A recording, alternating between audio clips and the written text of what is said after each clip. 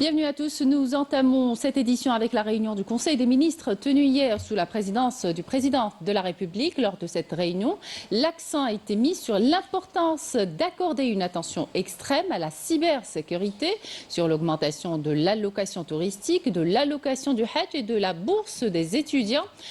ainsi que sur la situation sanitaire dans les wilayas frontalières de l'extrême sud. Par ailleurs, le président de la République se félicite du modèle financier du PLF 2025. Le compte rendu de la réunion avec Walid Yousfi.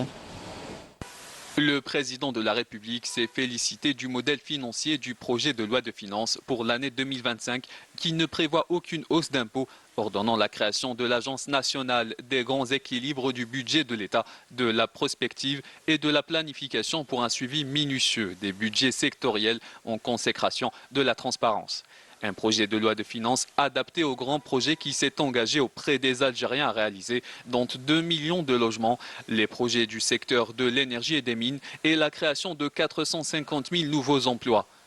Dans ce cadre, le président de la République a ordonné l'augmentation substantielle du montant de l'allocation touristique octroyée une fois par an au profit des citoyens voyageant à l'étranger, ainsi que l'augmentation de l'allocation du Hajj et de la bourse des étudiants à l'intérieur du pays et à l'étranger.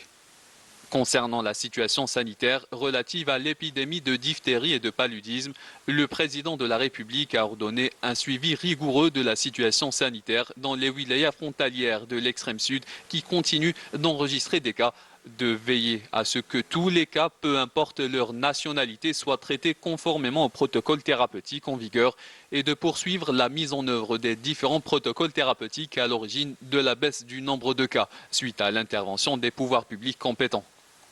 Autre volet de ce Conseil des ministres, celui du rapport d'étape sur l'avancement de la numérisation. Le président de la République a insisté sur l'importance d'accorder une attention extrême à la cybersécurité et à la vigilance lors de l'acquisition des équipements et matériels, ce domaine étant étroitement lié à la sécurité nationale. Le premier responsable du pays a aussi enjoint le gouvernement de prendre en coordination avec le ministère de la Défense nationale toutes les mesures nécessaires tout en sollicitant les compétences algériennes, notamment universitaires. Concernant l'état d'avancement des projets miniers structurants, la mine de fer Garaj Bilat, la mine de zinc et de plomb de Ouadamizor et la mine de phosphate à Bled Lahadba, le président de la République a insisté sur la nécessité d'exécuter ces projets le plus rapidement possible jusqu'à leur entrée en vigueur, compte tenu de leur poids et de leur impact majeur sur l'économie nationale.